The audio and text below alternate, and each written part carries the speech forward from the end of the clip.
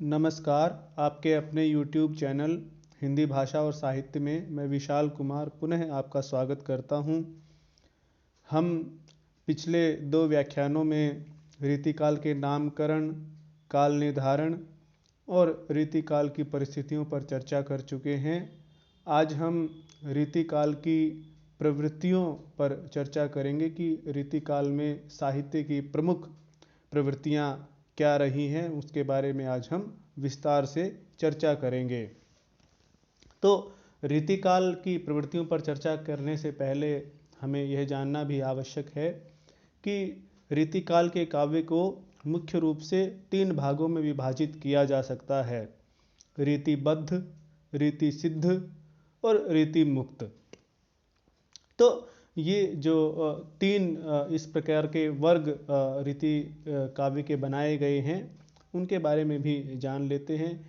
रीतिबद्ध काव्य उस काव्य को कहते हैं जिसमें कवियों के द्वारा ऐसे काव्य की रचना की गई जो कि काव्य शास्त्रीय नियमों की रीति से बंधा हुआ हो। जैसा कि नाम से ही स्पष्ट है, रीतिबद्ध यानी रीति से बंधा हुआ, यानी उस रीति के दायरे में रहकर ही लिखा हुआ। तो जो भी काव्य शास्त्रीय नियम संस्कृत के आचार्यों द्वारा स्थापित किए गए थे, अलंकार के संबंध में हो, चाहे वह रस के संबंध में हो, चाहे ध्वनि के संबंध में हो, नायिका भेद के संबंध में हो, उन सभी नियमों में बंध कर ही जो रचनाएं लिखी गई, उन्हें रीतिबद्ध काव्य के अंतर्गत हम समाहित कर सकते हैं। दूसरी बात यह है कि रीतिबद्ध काव्य उसे भी कहते हैं जिसमें कवियों और आचार्यों के द्वारा, अब इस बात का आपको हमेशा ध्यान रखना है कि रीतिकाल में कवियों ने आचार्य धर्म को भी निभाया। आचार्य धर्म इस संबंध में मैं कह रहा हूँ कि उन्होंने कवि कर्म की शिक्षा भी अपने आश्रयदाताओं को दी थी, उसके लिए भी उन्होंने ग्रंथ लिखे। तो यह हम कह सकते हैं कि उन कवि और आचार्यों ने काव्य शास्त्रीय ग्रंथों की रचना की। वे किसी भी काव्य के एक अंग को लेकर या काव्य के सभी अंगों से संबंधित लक्षणों की रचना करते थे। लक्षण जैसे उस कोई भी अंग है, उसकी परिभाषा जिस वाक्य के द्वारा दी जा सकती है, उसे हम लक्षण कह सकते हैं, और फिर उसका उदाहरण प्रस्तुत करते थे। मैं इस बात को एक उदाहरण के माध्यम से समझाना चाहता हूँ।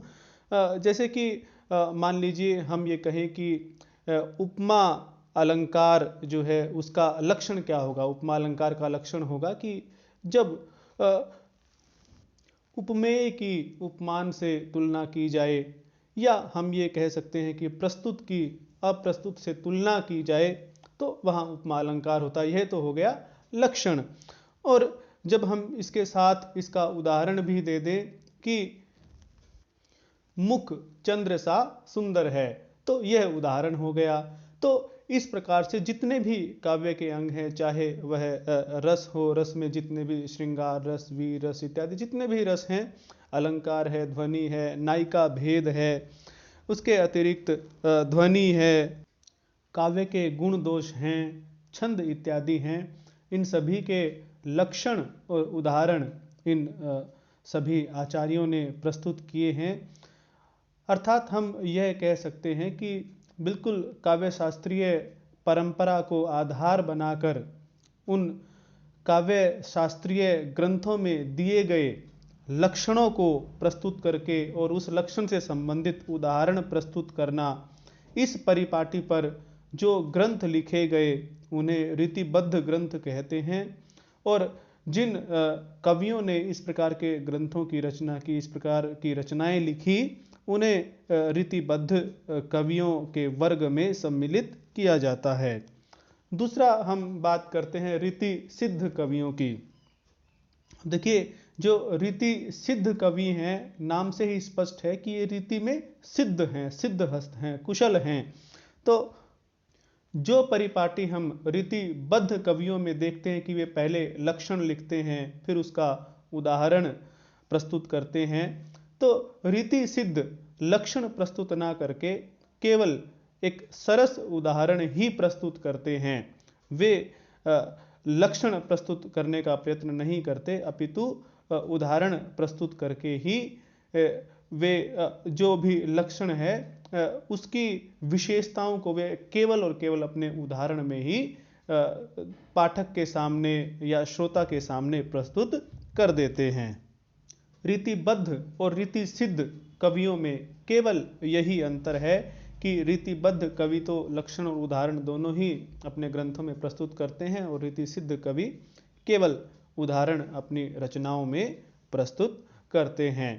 और जहाँ तक रीतिबद्ध कवियों की बात है उसमें मुख्य रूप से केशवदास, चिंतामणि, मतीराम, देव, पद्माकर, बिहारी, क्षमा कीजिएगा बिहारी रीतिबद्ध कवि नहीं हैं, तो मैं बता रहा था देव, पद्माकर, भिखारी दास, ये रीतिबद्ध कवियों के वर्ग में प्रमुख कवि के रूप में हम इनको जानते हैं।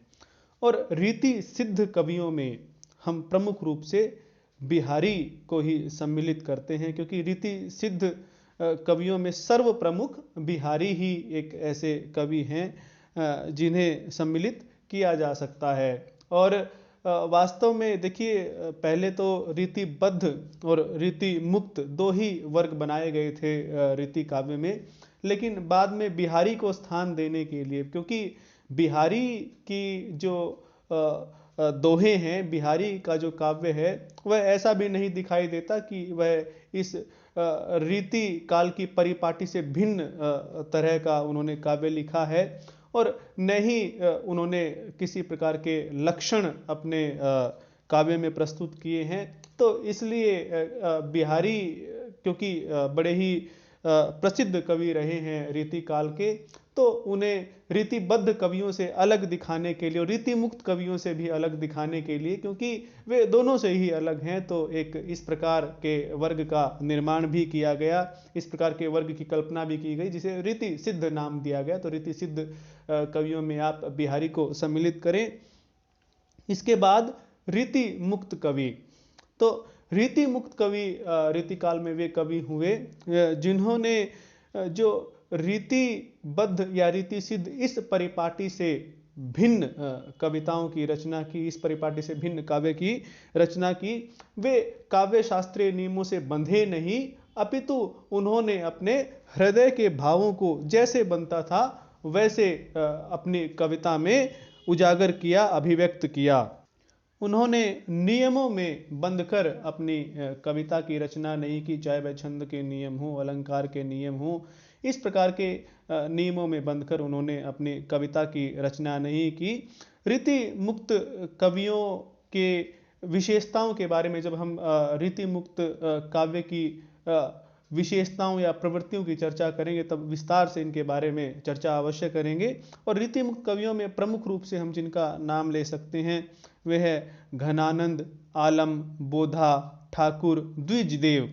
तो ये जो पांच हैं ये प्रमुख कवि माने जाते हैं रीति मुक्त काव्यधारा के। तो अब हम रीतिबद्ध जो काव्य है उसकी विशेषताओं पर दृष्टिपात करेंगे, उसकी प्रवृत्तियों पर दृष्टिपात करेंगे। और क्योंकि रीतिबद्ध और रीति सिद्ध दोनों लगभग एक ही तरह की काव्य धाराएं हैं, बस जो अंतर था वह मैं पहले ही बता चुका हूं, तो उसको अब दोहराने की आवश्यकता नहीं है। तो रीतिबद्ध और रीति सिद्ध दोनों ही काव्यों की विशेषताएं या प्रवृत्तियां लगभग एक जैसी ही रहेंगी। तो हम ये भी कह सकते हैं कि रीतिबद्ध और रीति सिद्ध दोनों काव्य प्रवृत्तियां हम देख रहे हैं कि उनकी क्या क्या विशेषताएं हैं, रीतिबद्ध और रीति सिद्ध काव्य की कौन कौन सी प्रमुख प्रवृत्तियां हैं। तो आइए अब हम इन बातों पर चर्चा करते हैं। जब हम रीतिबद्ध कवियों की बात करते हैं तो रीतिबद्ध कवि कितने प्रकार के हैं यह भी चर्चा कर लेना आवश्यक है, क्योंकि जो कवि काव्य शास्त्रीय ग्रंथों के आधार पर अपने काव्य की रचना कर रहे थे, उन्हें हम रीतिबद्ध कहते हैं। तो उसी आधार पर इन रीतिबद्ध कवियों को भी दो वर्गों में विभाजित किया जा सकता है। एक तो वर्ग वह है सर्वांग निरूपक और दूसरा है विशिष्टांग निरूपक। अब आप दोनों शब्दों से ही इसके अर्थ तक पहुंच सकते हैं। सर्वांग निरूपक, सर्व अंग निरूपक, यानी सभी अंगों का निरूपण करने वाले, सभी अंगों के बारे में चर्चा करने वाले। और विशिष्टांग निरूपक, विशिष्ट अंग निरूपक, यानी विशिष्ट अंगों का निरूपण करने वाले। और अंग कौन से? काव्य के अंग। काव्य के अंग जैसे मैं बार बार अब चर्चा कर ही चुका हूं, उसमें रस, ध्वनि, अलंकार, इसके अतिरिक्त नायिका भेद, इसके अतिरिक्त छंद, काव्य के गुण, दोष, शब्द शक्ति इत्यादि, ये सभी क्या हैं? ये काव्य के अंग माने जाते हैं। या फिर हम ये कह सकते हैं कि काव्य के लक्षण, काव्य का प्रयोजन, काव्य का हेतु या काव्य के कारण तत्व, ये सभी हम काव्य के अंगों में सम्मिलित कर सकते हैं। तो सर्वांग निरूपक वे कवि हुए जो इन सभी अंगों का निरूपण करें, या जिन्होंने इन सभी अंगों का निरूपण अपने काव्य में किया, उन्हें सर्वांग निरूपक कवि के वर्ग में सम्मिलित किया जा सकता है। और विशिष्टांग निरूपक यानी इनमें से किसी एक अंग को लेकर, या तो उन्होंने रस ले लिया, या अलंकार ले लिया, या ध्वनि ले ली, या फिर नायिका भेद ले लिया, इनमें से किसी, या फिर छंद ले लिया, इनमें से किसी एक अंग को लेकर अपने काव्य की रचना की, तो ऐसे कवियों को विशिष्टांग निरूपक कवि की श्रेणी में हम रख सकते हैं। केशवदास, चिंतामणि, देव, भिखारी दास, सोमनाथ, प्रताप शाही और ग्वाल, इन कवियों को हम सर्वांग निरूपक कवियों के वर्ग में सम्मिलित कर सकते हैं। अर्थात ये कवि प्रमुख रूप से सर्वांग निरूपक कवि के रूप में रीतिकाल में जाने जाते हैं। भारत में संस्कृत भाषा में इस प्रकार के काव्यांगों से संबंधित ग्रंथ लिखने की परंपरा बहुत पुरानी रही है, और बहुत ही उत्तम ग्रंथ काव्यांगों पर विवेचन करते हुए बहुत से मनीषियों ने, विद्वानों ने लिखे हैं। उनमें से एक थे आचार्य मम्मट, उन्होंने एक ग्रंथ लिखा था काव्य प्रकाश। और एक थे आचार्य विश्वनाथ, उन्होंने एक ग्रंथ लिखा था जिसका नाम था साहित्य दर्पण। तो आचार्य मम्मट के काव्य प्रकाश और आचार्य विश्वनाथ के साहित्य दर्पण को आधार बनाकर रीतिकाल के जो मैंने सर्वांग निरूपक कवि बताए, उन्होंने अपने अपने ग्रंथों की या अपने काव्य की रचना रीतिकाल में की है। अर्थात हम ये कह सकते हैं कि जो सर्वांग निरूपक रीतिबद्ध कवि हैं, उनके लिए आधार ग्रंथों का काम आचार्य मम्मट के काव्य प्रकाश और आचार्य विश्वनाथ के साहित्य दर्पण ने किया। ये तो हुए सर्वांग निरूपक कवि और उनके आधार ग्रंथ। अब बात करते हैं विशिष्टांग निरूपक कवि। अब क्योंकि काव्य के तो बहुत सारे अंग हैं, अब विशिष्टांग यानी मुख्य रूप से काव्य के किन अंगों को लेकर उन विशिष्टांग निरूपक रीतिबद्ध कवियों ने अपने काव्य की रचना की, वह भी अवश्य ही होगा। तो मुख्य रूप से 3 काव्य के अंग हैं जिनको लेकर विशिष्टांग निरूपक रीतिबद्ध कवियों ने अपने काव्य की रचना की है। उसमें प्रमुख रूप से जो 3 हैं वे हैं रस निरूपक, अलंकार निरूपक और पिंगल निरूपक। पिंगल यहाँ पर छंद से हमारा अभिप्राय है, तो छंद निरूपक भी यहाँ पर हम शब्द का इस्तेमाल कर सकते हैं। जैसे हमने सर्वांग निरूपक कवियों के संदर्भ में देखा था कि संस्कृत में लिखे गए काव्य शास्त्रीय ग्रंथ इनके आधार ग्रंथ रहे हैं, जिनके आधार पर इन्होंने इस प्रकार के ग्रंथों की रचना की। तो जो ये रस निरूपक रीतिबद्ध कवि थे, इनके लिए भी कुछ आधार ग्रंथ रहे हैं। उसमें प्रमुख रूप से भानुदत्त एक संस्कृत के काव्य शास्त्रीय आचार्य रहे थे। उन्होंने लिखे थे 2 ग्रंथ, रस मंजरी और रस तरंगिणी। ये 2 ग्रंथ प्रमुख आधार रहे हैं। इसके अलावा जो आधार ग्रंथों का काम वो कहीं कहीं नाट्य शास्त्र ने किया है, कहीं कहीं कामशास्त्र ने किया है। काव्य प्रकाश, साहित्य दर्पण, बरवै नायिका भेद, कवि प्रिया और नगर शोभा, इन सभी ग्रंथों को रीतिकाल के इन विशिष्टांग निरूपक रीतिबद्ध कवियों ने अपनी रचनाओं का आधार बनाया है। अब बात करते हैं कि रस निरूपक रीतिबद्ध कवियों में प्रमुख कवि और उनकी रचनाएं कौन कौन सी हैं।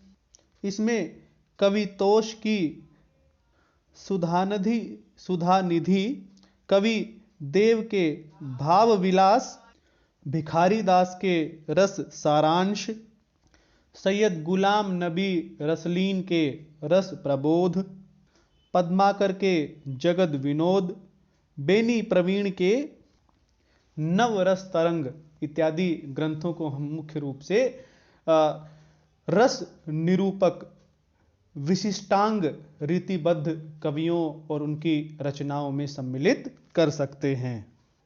अब बात करते हैं विशिष्टांग निरूपक रीतिबद्ध कवियों में दूसरे वर्ग के कवियों की, जिन्हें हम अलंकार निरूपक रीतिबद्ध कवियों के रूप में जानते हैं। तो इनके भी कुछ आधार ग्रंथ रहे हैं और उन आधार ग्रंथों में प्रमुख रूप से जयदेव के चंद्रालोक और अप्पय दीक्षित के कुवलयानंद को हम सम्मिलित कर सकते हैं। जयदेव ने जो चंद्रालोक ग्रंथ की रचना की और अप्पय दीक्षित ने जो कुवलयानंद ग्रंथ की रचना की, इन दोनों में ही अलंकारों का वर्णन हम देख सकते हैं। तो इन्हीं ग्रंथों को आधार बनाकर रीतिकाल के इन अलंकार निरूपक आचार्यों ने अपने अपने ग्रंथों की रचना की है।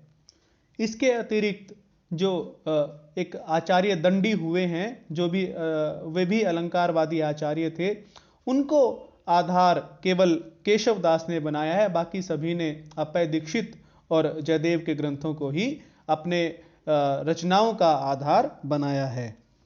इस तरह के प्रमुख ग्रंथों में हम केशव दास के कवि प्रिया, महाराज जसवंत सिंह के भाषा भूषण, मतीराम के ललित ललाम और अलंकार पंचाशिका, मतीराम के हम दो ग्रंथों को इसमें सम्मिलित करते हैं, कवि भूषण के शिवराज भूषण और पद्माकर के पद्माभरण, इन सभी ग्रंथों को मुख्य रूप से अलंकार निरूपक रीतिबद्ध कवियों और उनके ग्रंथों के रूप में हम सम्मिलित कर सकते हैं।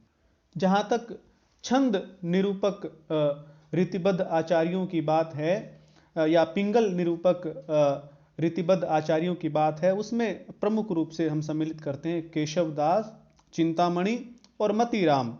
केशव दास ने एक ग्रंथ लिखा छंदमाला, चिंतामणि ने भी उसी नाम से एक और ग्रंथ लिखा, उसका भी नाम छंदमाला ही था, और मतीराम ने एक बहुत ही उत्कृष्ट कोटि का ग्रंथ लिखा था जिसका नाम था वृत्त कौमुदी। तो जो आचार्य केशव दास और चिंतामणि के जो दोनों छंदमाला नाम के ग्रंथ हैं, वे तो सामान्य तरह के ही ग्रंथ हैं, लेकिन जो वृत्त कौमुदी मतीराम के द्वारा लिखा गया वह इन ग्रंथों में अपना विशिष्ट महत्व रखता है, वह एक विशिष्ट प्रकार का ही ग्रंथ है। पिंगल निरूपक ग्रंथों के आधार ग्रंथ के रूप में यदि हम देखें तो उसमें भट्ट केदार का वृत्त रत्नाकर और हेमचंद्र एक बड़े वैयाकरण हुए हैं। इनके दो ग्रंथ इसके आधार के रूप में काम करते हैं, छंदोनुशासन और प्राकृत पैंगलम। तो ये जो दोनों ग्रंथ हैं और एक भट्ट केदार का ग्रंथ है, ये तीनों ही ग्रंथ छंद निरूपक जो ग्रंथ हैं, जो भी रीति काल में लिखे गए, उनका आधार बने। यह तो बात हुई कि रीतिबद्ध कवियों में जो सर्वांग निरूपक कवि रहे हैं या विशिष्टांग निरूपक कवि रहे हैं, उनके लिए आधार ग्रंथ क्या थे और कौन कौन से प्रमुख कवि और उनकी रचनाएं रही हैं। अब बात करते हैं कि इस रीतिबद्ध काव्य की प्रमुख प्रवृत्तियां कौन कौन सी हैं। देखिए, सबसे पहली विशेषता तो यही है, हम कह सकते हैं कि काव्य शास्त्रीय ग्रंथों की रचना। अब क्योंकि हमने जो भी अभी ऊपर इतना सारा वर्णन किया है, इतनी चर्चा की है, वो सारे काव्य शास्त्रीय ग्रंथों के वर्ग में ही आते हैं। तो यह तो बात निश्चित ही है कि इस युग में बहुत सारे काव्य शास्त्रीय ग्रंथों की रचना हुई। और उसका कारण यह नहीं था कि ये कोई विशुद्ध विवेचन या कोई इस प्रकार का कि नई खोज काव्य शास्त्र में करना चाहते थे, या हम ये कहें कि वे कोई विशेष अनुसंधान काव्य शास्त्र के क्षेत्र में करना चाहते थे, इसलिए रीतिकाल के कवियों ने काव्य शास्त्रीय ग्रंथों की रचना की। क्योंकि हम ऐसा इसलिए कह रहे हैं क्योंकि जितने भी ग्रंथ काव्य शास्त्र पर रीतिकाल में लिखे गए वे सब केवल अनुवाद और अनुकरण मात्र हैं। उनमें मौलिकता कुछ भी नहीं है, ओरिजिनलिटी उनमें कुछ भी नहीं है। संस्कृत आचार्यों के द्वारा जो भी विचार विमर्श चर्चा अपने काव्य शास्त्रीय ग्रंथों में की गई थी, उसके बाद या उससे अतिरिक्त इन आचार्यों के, रीतिकाल के आचार्यों के ग्रंथों में हमें कुछ भी दिखाई नहीं देता। बल्कि कई विद्वानों का तो यह भी मत है कि इन्हें स्वयं ही जो संस्कृत में काव्य शास्त्रीय ग्रंथ लिखे गए थे, उन ग्रंथों में जिन काव्यांगों का विवेचन किया था, उन सारे काव्यांगों की इन जो रीतिकाल के आचार्य हैं, इन रीतिकाल के आचार्यों को पूरी जानकारी नहीं थी। तो फिर वे उसके बारे में इतना सूक्ष्म विवेचन कैसे कर पाते। हम संस्कृत साहित्य में या संस्कृत के जितने भी काव्य शास्त्रीय ग्रंथों को देखते हैं, उनमें जो सूक्ष्म विवेचन और जो इस प्रकार से विचार विमर्श काव्यांगों पर किया गया है, वैसा मौलिक विचार विमर्श और विवेचन हमें रीतिकाल में बिल्कुल भी देखने को नहीं मिलता। ये इसके लिए तो हम इतना ही कह सकते हैं कि क्योंकि ये कवि दरबारों में रहते थे, तो जो भी इनके आश्रयदाता थे, राजा नवाब या जो भी बादशाह थे, वे सभी अपनी रसिक वृत्ति को पूरा करना चाहते थे। वे केवल इतना भर चाहते थे कि वे भी थोड़ी बहुत कविता लिख लें, और इसके लिए उन्हें इन काव्यांगों की शिक्षा की आवश्यकता थी। और वही शिक्षा देने के लिए संभवतः इन रीतिबद्ध कवियों ने इस प्रकार के ग्रंथों की रचना की। और वास्तव में इनका काव्य शास्त्रीय ग्रंथों की रचना करने का उद्देश्य यही था कि जो इनके आश्रयदाता हैं, उनकी रसिक मनोवृत्ति को संतुष्ट किया जाए। एक और बात हम यहाँ पर देख सकते हैं कि प्रायः यह होता है कि चाहे हम विज्ञान की बात कर लें या किसी और क्षेत्र की बात कर लें, उसमें एक तो किसी भी ज्ञान का एक पक्ष होता है सैद्धांतिक पक्ष, और दूसरा पक्ष होता है उसका व्यवहारिक पक्ष। तो जब हम व्यवहार को देखते हैं तो उसी व्यवहार से संबंधित सिद्धांत भी बनाते हैं। जैसे हम गणित का उदाहरण लें तो उसमें जितने भी जो सिद्धांत बनाए गए हैं, वे सभी प्रायोगिक या व्यवहारिक बातों को देखकर सिद्धांत बनाए गए हैं। जैसे हम विज्ञान में देखें कि न्यूटन ने गुरुत्वाकर्षण के नियम या सिद्धांत जो स्थापित किए, तो यह ऐसा थोड़े ही था कि न्यूटन ने वे सिद्धांत बनाए, उसके बाद उनको व्यवहार में लाया जाने लगा या उसके बाद ही वे पूरे संसार में व्यवहार में दिखे, बल्कि उन्होंने उस प्रकृति के व्यवहार को देखकर वे उन सिद्धांतों की स्थापना की है, उन सिद्धांतों को खोज निकाला है।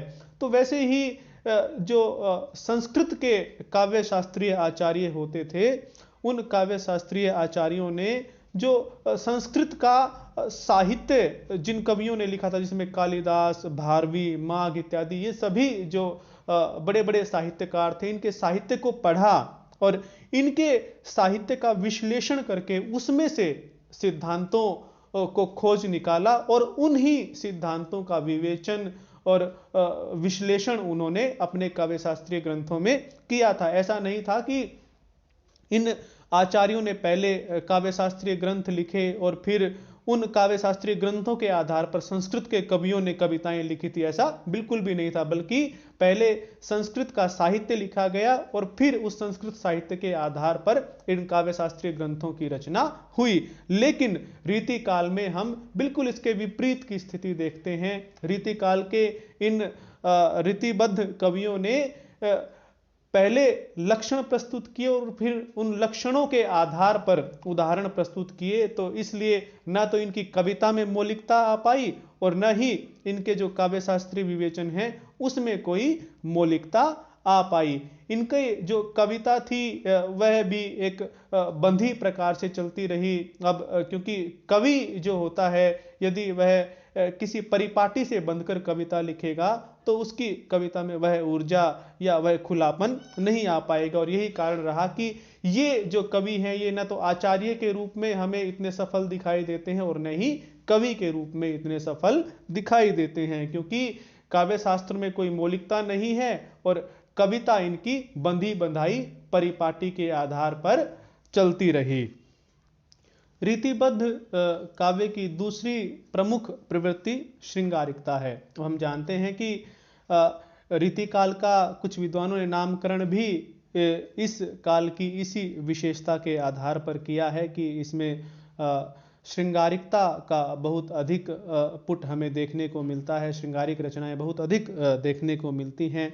देखिए, हमने जब परिस्थितियों की बात की थी कि रीतिकाल की परिस्थितियां क्या क्या थी, तो हमने बिल्कुल अच्छे से ये जान लिया था कि जो रीतिकाल की परिस्थितियां थी वो श्रृंगारिकता को बढ़ावा देने वाली थी। वो जो जिन सामंतों के यहाँ रहकर ये कवि लोग अपनी रचनाएं करते थे, उन सामंतों की जो दृष्टि थी वह विलासपूर्ण दृष्टि थी और उस विलासपूर्ण दृष्टि को संतुष्ट करने के लिए ही इन कवियों ने इस प्रकार की कविताओं की रचना की थी। रीतिकाल में जो हम श्रृंगारिक काव्य देखते हैं उसमें हम ये देखते हैं कि इस काल में परकीया प्रेम और प्रेम वैषम्य, ये जो दोनों बातें आई, ये सूफियों से, क्योंकि उस समय सूफियों का बड़ा प्रचार था, तो उन सूफियों से रीतिकाल में या रीति काव्य में यह विशेषता भी आई, क्योंकि सूफियों के यहाँ जो इश्क मजाजी और इश्क हकीकी, ये जो सब बातें थी, उनमें परकीया प्रेम और प्रेम वैषम्य, इन सब को आधार बनाकर उस परम सत्ता तक पहुँचने की जो बात की जाती थी सूफी काव्यों में, वह लौकिक रूप धारण करके रीति काल में भी बिल्कुल रसिक मनोवृत्ति को संतुष्ट करने का साधन बन गई। दूसरी बात, हमारे यहाँ जो कृष्ण भक्ति काव्य, राम भक्ति काव्य, इन सभी संप्रदायों में, इसके अतिरिक्त चैतन्य महाप्रभु ने जो राधा वल्लभी संप्रदाय की स्थापना की थी, उसमें जो माधुर्य भाव की भक्ति का एक स्थापन करने का कार्य इन संप्रदायों के द्वारा किया गया था, वह माधुर्य भाव की भक्ति भी रीति काल में आकर श्रृंगारिकता में परिवर्तित हो गई और फिर इसी तरह की रचनाएं रीति काल में लिखी जाने लगी। एक और बात हम यहाँ देख सकते हैं कि उस समय जो सामंत थे या जो समाज था, उसमें नारी के प्रति भोगवादी दृष्टिकोण रखा जाता था और उस कारण से भी इस काल में ऐसी घोर श्रृंगारिकता की कविताएं लिखी गई। श्रृंगार रस के दो पक्ष होते हैं, संयोग और वियोग पक्ष।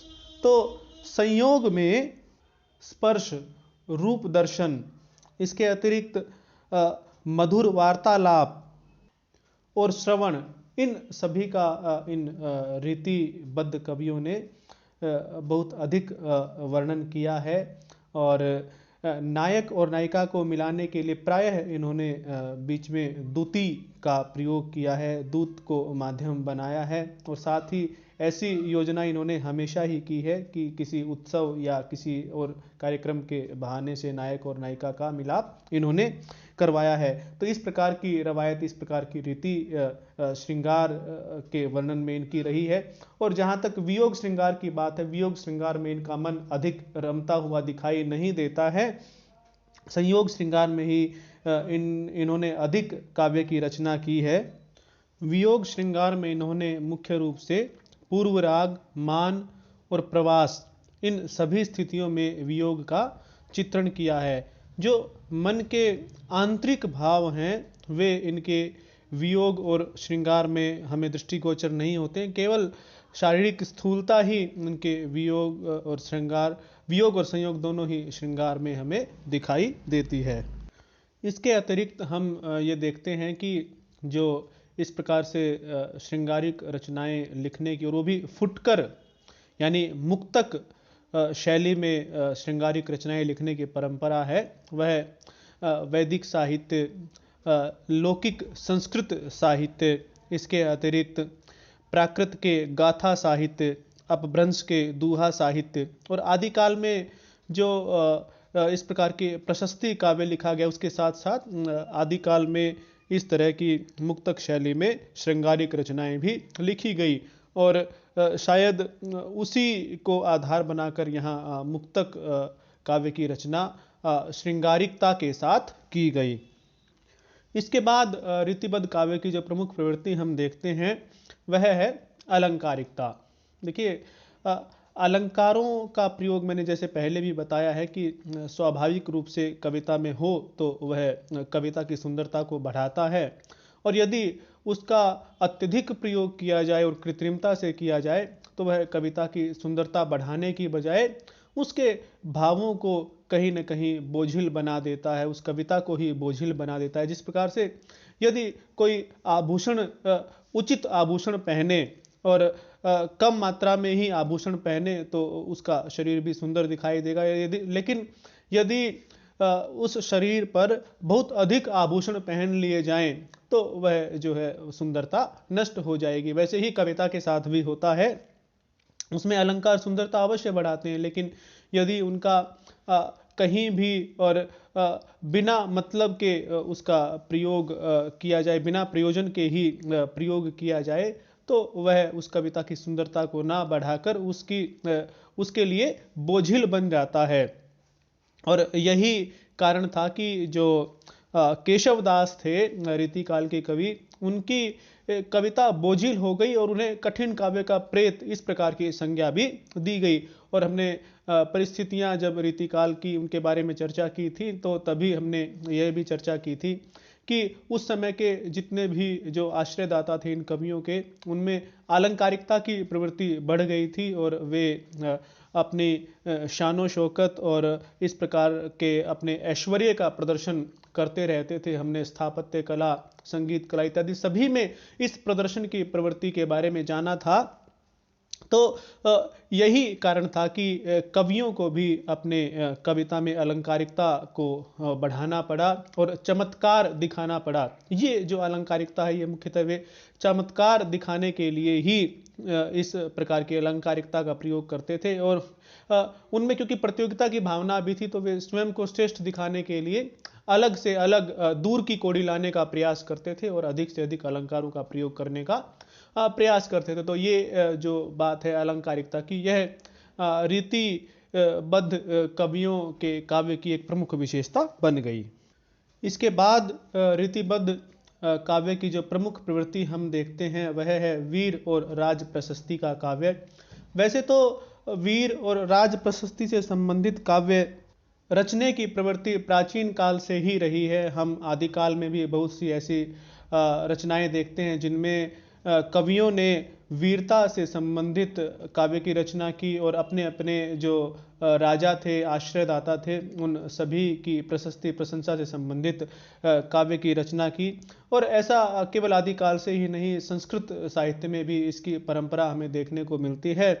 बहुत से कवियों ने वीरता के काव्य लिखे हैं, और जहाँ तक संस्कृत में लिखे गए काव्य शास्त्रीय ग्रंथों की बात है, उन काव्य शास्त्रीय ग्रंथों में भी उन जो आचार्यों ने उदाहरण प्रस्तुत किए हैं काव्य के लक्षणों के रूप में, लक्षणों के जो उदाहरण प्रस्तुत किए हैं वे भी कहीं न कहीं वीरता के काव्य को अपने अंदर समाहित किए हुए हैं। तो उसी परंपरा का निर्वाह करते हुए रीति काल में भी वीरता के काव्य लिखे गए और राजाओं की प्रशंसा से संबंधित काव्य भी लिखे गए। हालांकि इनमें से अधिकतर में वह ऊर्जा या वह भाव हमें नहीं दिखाई देते जो कि आदिकाल में कवियों ने अपने काव्यों में वीरता के और ऊर्जा के भाव भरे थे।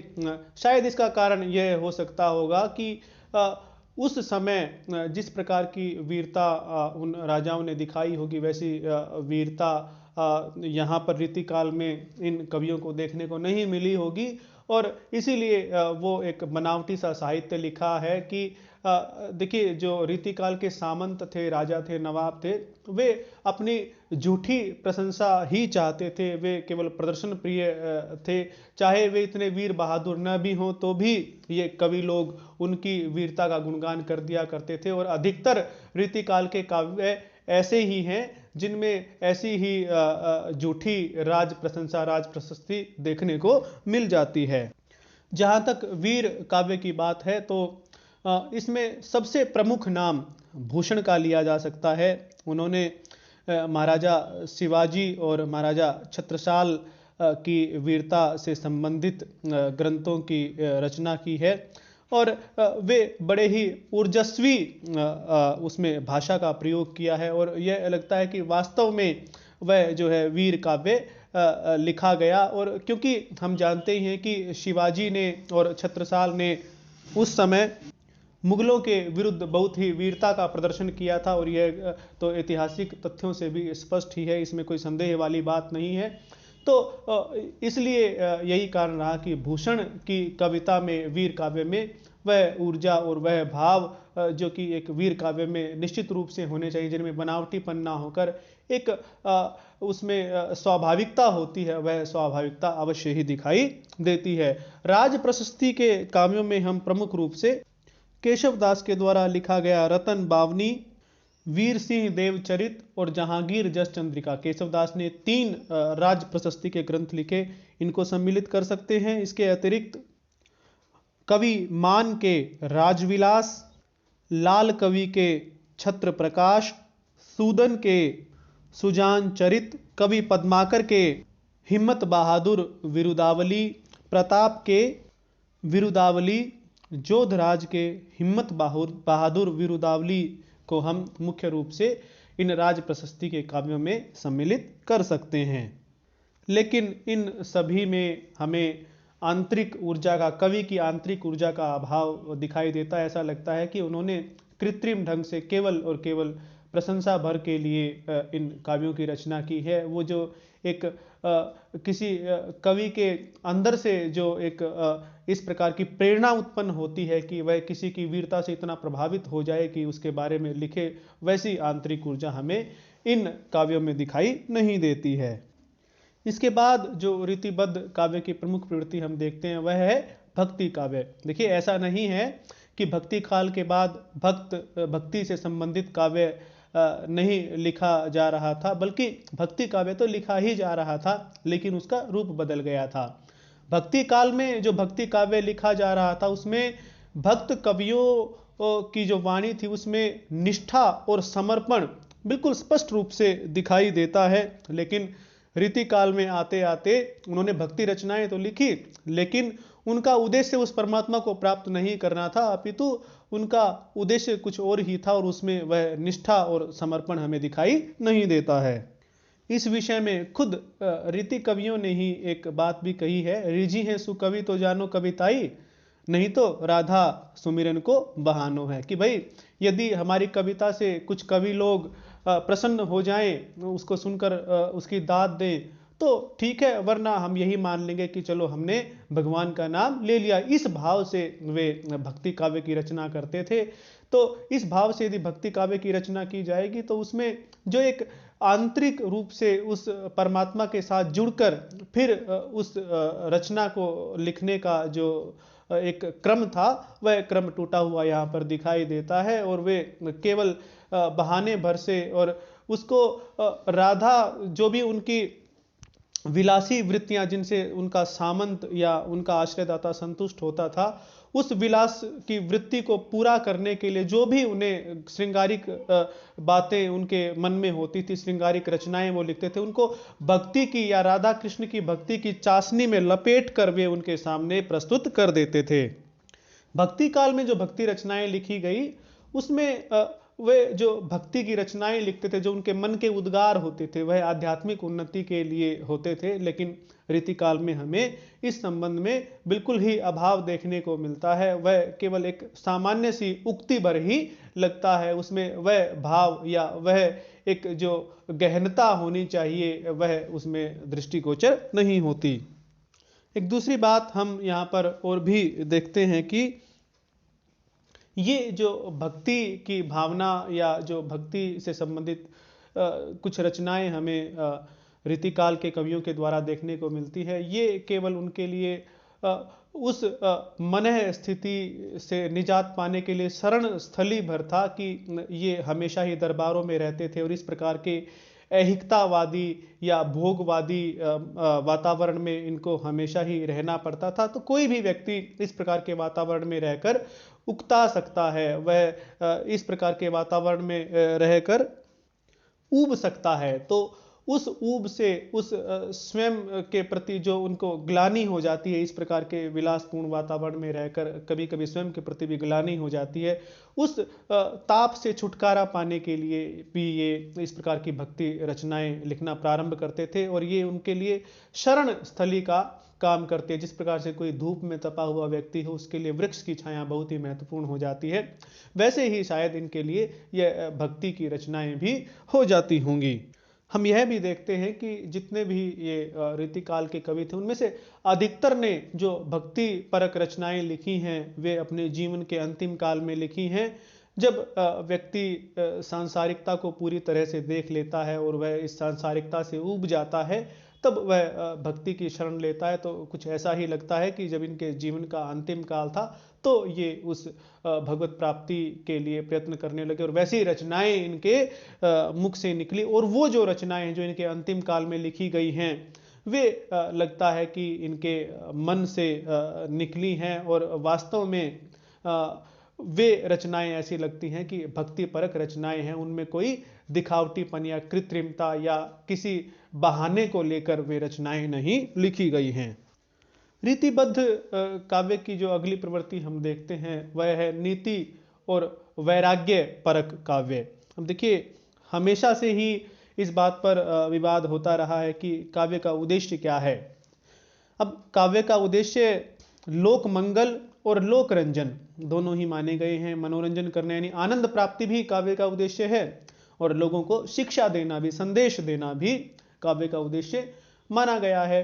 तो ऐसा काव्य जो है वो हमेशा से लिखा जाता रहा है जिसमें नीति या लोक शिक्षा दी गई हो कि किस प्रकार से मनुष्य को अपना व्यवहार करना चाहिए, लोक में, संसार में किस प्रकार से व्यवहार करना चाहिए। और वैराग्य की शिक्षा भी हम देखते हैं कि पूरी सुदीर्घ परंपरा हमारे इतिहास में, हमारे वाङ्मय में रही है।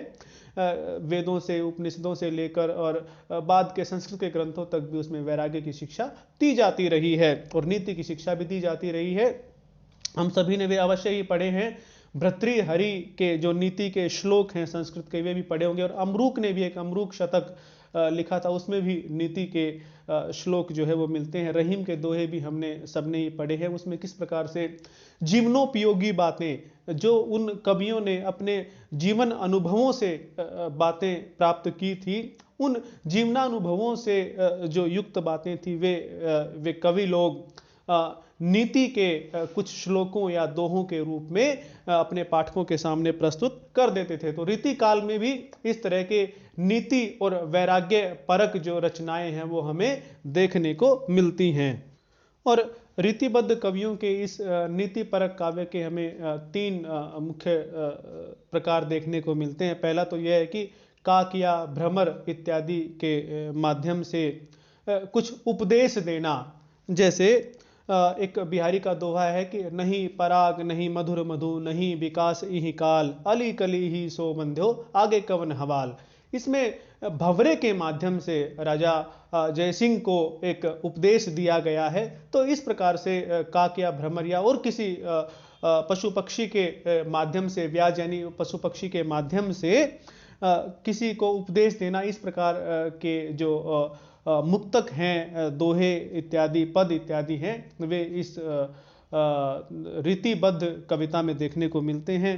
दूसरा जो प्रकार हम देखते हैं वह यह है कि बड़ी सरस, सरल और मधुर शैली में इस प्रकार के व्यावहारिक ज्ञान की शिक्षा भी ये लोग अपनी रचनाओं में देते थे कि जो किस प्रकार से मनुष्य को एक नैतिक या धार्मिक या कहें कि बिल्कुल उचित तरीके से किस प्रकार से व्यवहार कर सकता है, उसको किस परिस्थिति में किस प्रकार का व्यवहार करना चाहिए, ये जो बातें हैं ये बड़ी ही सरस मधुर और सरल शैली में इन कवियों ने प्रस्तुत की हैं। और तीसरा जो प्रकार है वह है वैराग्य का उपदेश देना, कि जो संसार की मोह माया है उससे छूटकर मनुष्य को ईश्वर की शरण में जाना चाहिए, क्योंकि संसार नश्वर है और इन नश्वर चीज़ों के प्रति मनुष्य को अधिक मोह नहीं रखना चाहिए।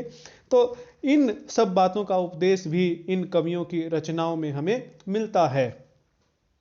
हमें बिहारी के भी कुछ ऐसे दोहे मिलते हैं, गिरधर की कुंडलियां मिलती हैं, वृंद ने भी इस प्रकार की रचनाएं लिखी हैं। तो बहुत से कवियों की रचनाओं में हमें इनके नीति और वैराग्य परक प्रवृत्ति देखने को मिलती है। अब जो अगली प्रवृत्ति हमें रीतिबद्ध काव्य की दिखाई देती है वह है इसकी काव्य भाषा। देखिए, जो शौरसेनी अपभ्रंश थी उसकी, जैसे हम कहते हैं कि संस्कृत की पुत्री हिंदी है, तो वैसे ही शौरसेनी अपभ्रंश की पुत्री ब्रज भाषा थी। और ब्रज भाषा क्योंकि भक्ति काल के कवियों ने ही उसको प्रसिद्ध किया था, सूरदास आदि कवियों ने बहुत सी रचनाएं ब्रज भाषा में की थी, तो वही ब्रज भाषा ही रीति काल में भी कवियों की काव्य भाषा बनी। और बड़ा ही प्रचुर मात्रा में, बहुत अधिक मात्रा में ब्रज भाषा में इस काल में साहित्य लिखा गया। और साहित्य की प्रमुख भाषा के रूप में ब्रज भाषा हमें इस काल में दिखाई देती है। बल्कि हम ये कहें कि भक्ति काल में तो अवधी भाषा में भी बहुत कुछ साहित्यिक रचनाएं लिखी गई, लेकिन रीति काल तक आते आते तो केवल ब्रज भाषा ने ही अपना आधिपत्य काव्य भाषा के रूप में पूरे साहित्य जगत में जमा लिया था। ये भी हम कह सकते हैं कि भक्ति काल में ब्रज भाषा का जितना बड़ा भंडार था उससे उसके शब्द भंडार में रीति काल में आते आते बहुत अधिक वृद्धि हुई। अर्थात ब्रज भाषा की शब्दावली में उन कवियों के द्वारा बहुत अधिक शब्दावली को जो है वो जोड़ दिया गया, अर्थात उसकी शब्दावली में बहुत अधिक वृद्धि की गई। इस काल की ब्रज भाषा में, क्योंकि उस समय आवागमन या लोगों का एक दूसरे स्थान पर आना जाना काफ़ी प्रचलित था, तो दूसरी भाषाओं के शब्द भी इसमें मिलते गए। तो इसमें गुजराती, पंजाबी, अवधी, मैथिली, बुंदेलखंडी, अवधी, संस्कृत और खड़ी बोली, इसके अतिरिक्त प्राकृत, उर्दू, फारसी, अरबी, इन सभी के शब्दों का बहुत अधिक प्रयोग हमें इस काल की ब्रज भाषा में देखने को मिलता है। अर्थात हम ये भी कह सकते हैं कि इस काल में ब्रज भाषा ने अन्य भाषाओं के शब्दों को भी अपने में आत्मसात कर लिया। लेकिन एक आरोप आचार्य रामचंद्र शुक्ल के द्वारा भी इस काल की ब्रज भाषा पर लगाया गया कि उन्होंने कहा कि ये जो भाषा थी यह व्याकरण सम्मत नहीं थी, व्याकरणिक दृष्टि से इस काल की ब्रज भाषा त्रुटिपूर्ण थी। लेकिन इतना अवश्य कहा जा सकता है कि भले ही व्याकरणिक दृष्टि से कुछ कवियों की भाषा इस काल में त्रुटिपूर्ण दिखाई देती है, क्योंकि उन्होंने बहुत से प्रयोग किए, शब्दों को तोड़ा मरोड़ा और जैसा चाहा वैसे प्रयोग किया, तो उसको व्याकरणिक दृष्टि से त्रुटिपूर्ण तो माना जा सकता है। लेकिन साथ ही यह भी तो इस बात को सकारात्मक रूप से लिया जा सकता है कि उन्होंने इस प्रकार से जो भाषा के प्रयोग की क्षमता है उस प्रयोग की क्षमता को बढ़ाया और यह दिखाया कि इस भाषा को तोड़ मरोड़ कर भी किस प्रकार से यदि प्रयोग कर दिया जाए तो वह भी भावों का जो संचार है, भावों का जो संप्रेषण है उसमें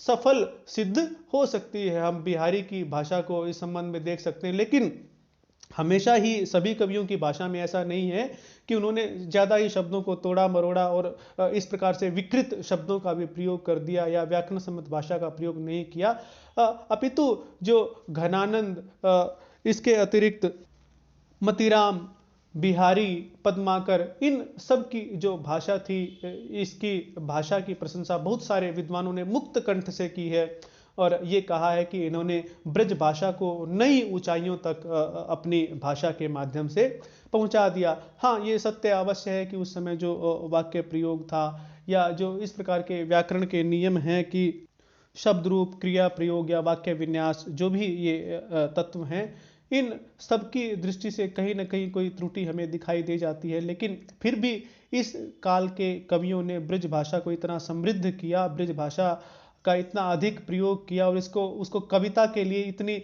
सरल और सरस और माधुर्यपूर्ण भाषा के रूप में प्रस्तुत किया कि आधुनिक काल तक, भारतेंदु काल जिसमें हम मानते हैं, वहां तक इस भाषा का प्रचलन रहा और भारतेंदु काल तक भी ब्रज भाषा को ही काव्य की सर्वश्रेष्ठ भाषा के रूप में कवि लोगों के द्वारा माना जाता रहा है। बल्कि यह भी कहा जा सकता है कि यह तो बहुत बाद में हुआ कि खड़ी बोली को भी कविता की भाषा के रूप में आने वाले कवियों ने अपनाया, उसको भी इस प्रकार से कविता के लिए भाषा के रूप में खड़ी बोली को महत्व तो बहुत बाद में ही दिया जाने लगा। इसके अतिरिक्त यदि हम देखें तो बिहारी की भाषा, देखिए बिहारी ने जो भी रचनाएं लिखी वो दोहा के रूप में लिखी और उस दोहे में ही इस प्रकार के इतने भावों को भर देना, क्योंकि दोहे में केवल दो ही पंक्तियां होती हैं और उन दो ही पंक्तियों में ऐसे ऐसे भावों को भर देना, तो यह उस भाषा की ही विशेषता है कि उस भाषा का उन्होंने इस प्रकार से प्रयोग किया कि उस भाषा में वे दो ही पंक्तियों में इतने इतने भावों को भर पाए। और इसीलिए बिहारी का नाम जो है, ब्रज भाषा की बात हो या फिर रीतिकाल की बात हो, उनका नाम बड़े ही आदर और एक महत्व के साथ लिया जाता है। इसके अतिरिक्त यदि हम देखें तो उस काल के कवियों ने अपनी भाषा में लाक्षणिकता, व्यंजना और उसके अतिरिक्त चित्रात्मकता, बिंबात्मकता, मुहावरे, लोकोक्तियों आदि का भी बहुत ही सफल प्रयोग किया है। अब रीतिबद्ध काव्य की एक और जो प्रवृत्ति हमारे सामने आती है वह है प्रकृति चित्रण। लेकिन जब प्रकृति चित्रण की बात करते हैं तो हम जानते हैं कि क्योंकि ये दरबारी कवि थे, दरबारों में रहकर ही इन्होंने अपनी कविताएं लिखी थी, अपने काव्य की रचना की थी, तो इनको प्रकृति की सुंदरता निहारने का और उसके ऊपर लिखने का अवकाश ही नहीं था, उन्हें इस बात की फुर्सत ही नहीं थी। हालांकि इन्होंने प्रकृति का वहां अवश्य वर्णन किया है जहां पर इन्हें उद्दीपन के रूप में, उद्दीपक के रूप में नायक नायिका के जो श्रृंगारिक वर्णन इन्होंने किए हैं उसके उद्दीपक के रूप में जहां प्रकृति की सहायता की आवश्यकता पड़ती थी तो वहां इन्होंने प्रकृति चित्रण अवश्य किया है। या फिर जो उस समय के मेले त्योहार जो भी उस स्थानों पर प्रचलित थे उन सब का वर्णन भी हम कह सकते हैं कि उस सब के वर्णन में भी प्रकृति कहीं ना कहीं हमें दिखाई देती है। तो प्रकृति चित्रण में तो केवल इस काल के काव्य में केवल ऐसी ही प्रवृत्ति दिखाई देती है कि केवल उद्दीपक के रूप में ही हमें यहाँ प्रकृति का चित्रण देखने को मिलता है, स्वतंत्र चित्रण हमें प्रकृति का यहाँ देखने को नहीं मिलता। अगली जो प्रवृत्ति है वह है नारी चित्रण। और जैसा कि पहले भी हम इसके बारे में चर्चा कर चुके हैं कि नारी के प्रति केवल भोगवादी दृष्टिकोण ही इस काल में रखा जाता था और किस प्रकार से सामंत लोग अपने हरम में एक से अधिक स्त्रियों को रखते थे, बहुत बहुत स्त्रियों को रखते थे। और इसके अतिरिक्त हम यह भी कह सकते हैं कि इस काल की जो कविताएं हैं, जो काव्य है, उसमें नारी का केवल प्रेयसी रूप ही हमें दिखाई देता है, उसका माता, बहन, पत्नी इत्यादि का रूप जो है वो कम दिखाई देता है। और यह दिखाई देता है कि इस काल के जो साहित्यकार हैं या जो समाज है उसमें भी केवल नारी को एक सीमित दृष्टिकोण से ही देखा गया, उसके और जो रूप हैं उनकी तरफ इन सभी ने ध्यान ही नहीं दिया। तो बहुत ही एक हम कह सकते हैं कि सीमित और संकुचित दृष्टिकोण नारी के प्रति इस रीतिकाल के युग में और रीतिकाल की कविता में हमें दिखाई देता है। अगली जो प्रवृत्ति हम दिखाई देती है वह है प्रतियोगिता की भावना। इन कवियों में आपस में बहुत ही प्रतियोगिता की भावना रहती थी, क्योंकि दरबारों में रहना भी कोई सरल कार्य नहीं था। उसमें जो कवि जितना अधिक चमत्कार दिखाता था, जितने अधिक अपनी कविता को अलंकारों से बोझिल बनाता था और जितना अधिक वो अपने आप को श्रेष्ठ सिद्ध करता था वह ही दरबार में ऊंचा स्थान पाता था। तो इस कारण से यहाँ कवियों के दंगल होते थे और इस प्रकार से इसी होड़ में हम देखते हैं कि अलंकारिकता, श्रृंगारिकता, इस प्रकार की बातें भी इन कविताओं में आती गई। तो प्रतियोगिता की भावना भी इस काल की कविता की एक प्रवृत्ति रही है। और इसके बाद जो हम रीतिकाल जो रीतिबद्ध काव्य है इसकी एक और प्रवृत्ति देखते हैं वह है काव्य रूप। तो इन्होंने हम पहले ही जान चुके हैं कि जो इनका काव्य रूप था वह मुक्तक ही था। प्रबंध शैली में इन्होंने अधिक रचनाएं नहीं की, क्योंकि देखिए जो प्रबंध शैली है, यानी कि जिसमें बहुत बहुत बड़े बड़े महाकाव्य लिखे जाते हैं, जैसे रामचरितमानस या जायसी ने पद्मावत लिखा, तो ऐसे बड़े बड़े महाकाव्यों का अवकाश भी दरबार में नहीं होता, क्योंकि दरबार में इतने बड़े बड़े महाकाव्य सुनने के लिए कोई नहीं बैठेगा। दरबार में तो जो सामंत लोग होते थे, जो उनके आश्रयदाता होते थे, उनको इसी प्रकार की कविता सुनने का शौक था कि जिसमें थोड़ी सी देर में ही वो अपनी रसिक मनोवृत्ति को संतुष्ट कर लें और थोड़ी सी देर में ही वो इस प्रकार से आनंद प्राप्त कर सके। तो इसीलिए इसके लिए मुक्तक ही सबसे श्रेष्ठ जो विधा काव्य की दिखाई देती है, काव्य का रूप दिखाई देता है, उसी का प्रयोग